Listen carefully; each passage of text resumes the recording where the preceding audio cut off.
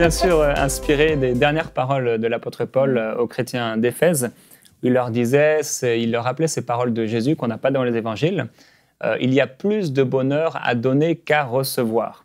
Il leur partageait ce principe que Jésus a partagé lui-même, en leur disant que finalement, c'est important que chacun d'entre nous, nous puissions travailler de nos propres mains pour pouvoir subvenir, soutenir, entre autres, les pauvres.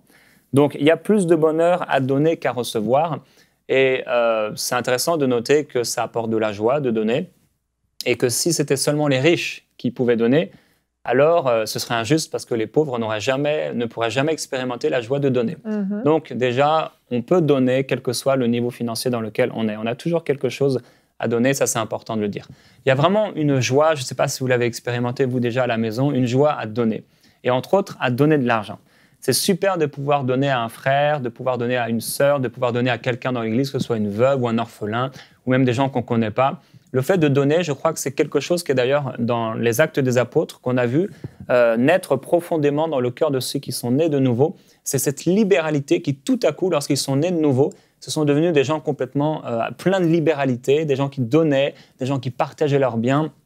Aucun ne disait que leurs biens étaient à eux, mais ils mettaient tout en commun. Et ça, je crois que c'est l'influence du Saint-Esprit dans le cœur de quelqu'un qui naît de nouveau. Alors, il y a une véritable joie à donner.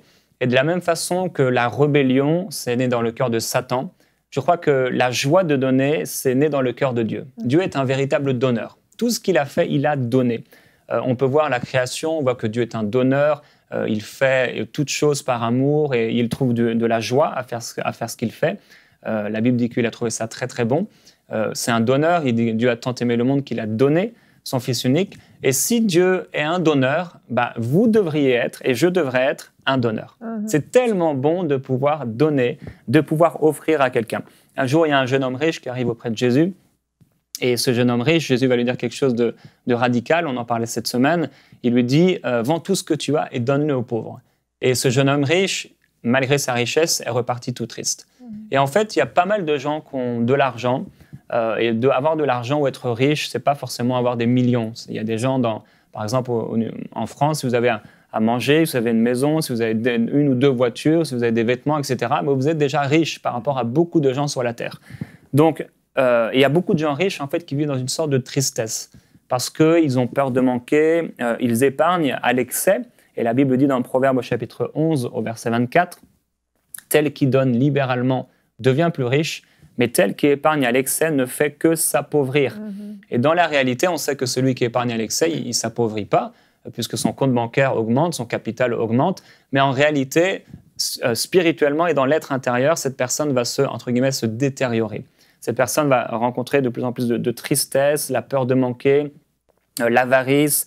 Et cette personne entre souvent dans une atmosphère de manque, une atmosphère où on contrôle constamment nos dépenses, etc. Et on va en parler aujourd'hui, mais il faut vraiment faire attention à ça.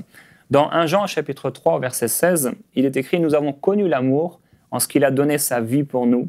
Nous aussi, nous devons donner notre vie pour les frères. » Dieu, c'est vraiment un donneur. Et je veux faire du bien avec mon argent. Mon argent et tout ce qui existe sur la terre, la Bible dit qu'il appartient à Dieu. En fait, votre argent n'est pas à vous, et même l'argent que vous avez gagné à la fin du mois, il ne vous appartient pas. Les richesses, l'or et l'argent, tout appartient à Dieu. Donc, on devrait se poser la question, Seigneur, qu'est-ce qu'en ce mois, tu veux que je fasse avec mon argent? Alors, on va dépenser, etc., pour notre maison, notre nourriture, mais dans ce que vous avez gagné, ce mois-ci, il y a quelque chose qui revient au royaume de Dieu, et il y a quelque chose que vous pouvez donner. Vous pouvez vivre une joie extraordinaire à donner. Il y a une femme qui est venue auprès de Jésus, c'était Marie, et je crois que cette femme, elle s'est dit au bout d'un moment, j'ai été touchée par le ministère de Jésus, j'aimerais tellement lui faire plaisir, j'aimerais tellement l'honorer en faisant quelque chose de particulier. Et vous savez, quand vous allez commencer à être un donneur, peut-être vous l'êtes déjà, on commence à faire des choses très bizarres, très, très particulières.